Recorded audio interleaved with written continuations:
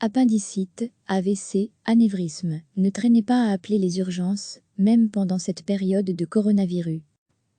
C'est l'U-Bruxelles, grand hôpital universitaire de la capitale qui lance un appel à la vigilance.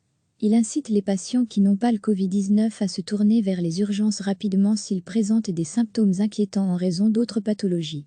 Il faut dire que depuis l'épidémie de Covid-19 et les mesures de confinement, des conseils ont été donnés de ne pas surcharger les urgences. Pour respecter cette consigne, ou par peur d'une contamination, des patients retardent leur passage aux urgences. Le constat que fait aujourd'hui l'U-Bruxelles, d'autres hôpitaux du pays le font aussi. L'U-Bruxelles explique ainsi avoir traité cette semaine des patients qui auraient pu être mieux soignés s'ils étaient venus plus tôt aux urgences. Ce sont les médecins du Centre des maladies cardiovasculaires de l'U-Bruxelles qui tirent la sonnette d'alarme. Ils ont vu une série de patients qui sont arrivés dans un état catastrophique parce qu'ils avaient reporté des soins nécessaires. Le professeur Eric Debing, chef du service de chirurgie vasculaire au Centre des maladies cardiovasculaires de l'U-Bruxelles, explique « Un patient a dû être amputé d'une jambe en raison d'un apport insuffisant trop long en oxygène dû à un rétrécissement de l'artère. Un autre patient se retrouve paralysé à vie à cause d'un AVC et encore un autre patient est décédé d'un anévrisme durant le transport vers la salle d'opération. » Des histoires dont l'histoire aurait cependant pu être moins tragique si les patients étaient arrivés plus vite aux urgences, comme l'explique le professeur Debing. Ce sont des histoires horribles, car si l'on prend le dernier patient, en étant venu à l'hôpital plus tôt, lors de ses premières plaintes, des douleurs en coups de couteau, dans le dos 3 jours plus tôt, il aurait pu normalement quitter l'hôpital après une intervention, un jour plus tard. Alors, explique-t-on à l'U-Bruxelles, il ne faut pas hésiter à se tourner vers les urgences en cas de symptômes inquiétants, comme le rappelle le professeur Bernard Causin, chef du service de cardiologie du l'U-Bruxelles. Les signaux d'alerte, ce sont des patients qui ont des douleurs thoraciques, des palpitations, des malaises, des syncopes, qui ont des douleurs dans les jambes, des douleurs abdominales suspectes. L'hôpital appelle aussi les médecins généralistes et les patients suivis pour des pathologies cardiovasculaires à être vigilants aux signaux d'alerte tels que des douleurs derrière le sternum, des picotements dans les membres, une perte de parole soudaine, afin de pouvoir intervenir à temps.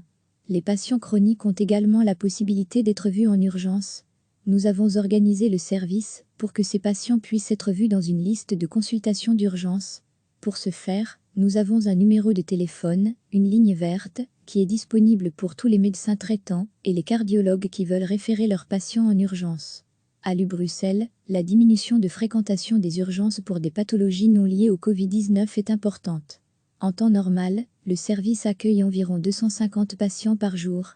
Actuellement, ce chiffre est descendu à 150. Et les patients qui viennent sont plus souvent dans un état critique. Habituellement, dans cet hôpital, on effectue 2 à 3 appendicectomies par jour. Pour le moment, c'est plutôt 2 à 3 par semaine. Des statistiques qui indiquent que des patients reportent des soins de manière importante en prenant le risque de se retrouver dans un état grave. Recevez chaque matin l'essentiel de l'actualité. C'est l'U-Bruxelles, grand hôpital universitaire de la capitale qui lance un appel à la vigilance. Il incite les patients qui n'ont pas le Covid-19 à se tourner vers les urgences rapidement s'ils présentent des symptômes inquiétants en raison d'autres pathologies. Il faut dire que depuis l'épidémie de Covid-19 et les mesures de confinement, des conseils ont été donnés de ne pas surcharger les urgences. Pour respecter cette consigne, ou par peur d'une contamination, des patients retardent leur passage aux urgences. Le constat que fait aujourd'hui l'U-Bruxelles, d'autres hôpitaux du pays le font aussi. L'U-Bruxelles explique ainsi avoir traité cette semaine des patients qui auraient pu être mieux soignés s'ils étaient venus plus tôt aux urgences. Ce sont les médecins du Centre des maladies cardiovasculaires de l'U-Bruxelles qui tirent la sonnette d'alarme. Ils ont vu une série de patients qui sont arrivés dans un état catastrophique parce qu'ils avaient reporté des soins nécessaires. Le professeur Eric Debing, chef du service de chirurgie vasculaire au Centre des maladies cardiovasculaires de l'U-Bruxelles, explique « Un patient a dû être amputé d'une jambe en raison d'un apport insuffisant trop long en oxygène dû à un rétrécissement de l'artère. Un autre patient se retrouve paralysé à vie à cause d'un AVC et encore un autre patient est décédé d'un anévrisme durant le transport vers la salle d'opération. » Des histoires dont l'histoire aurait cependant pu être moins tragique si les patients étaient arrivés plus vite aux urgences, comme l'explique le professeur Debing. Ce sont des histoires horribles, car si l'on prend le dernier patient, en étant venu à l'hôpital plus tôt, lors de ses premières plaintes, des douleurs en coups de couteau, dans le dos 3 jours plus tôt, il aurait pu normalement quitter l'hôpital après une intervention, un jour plus tard.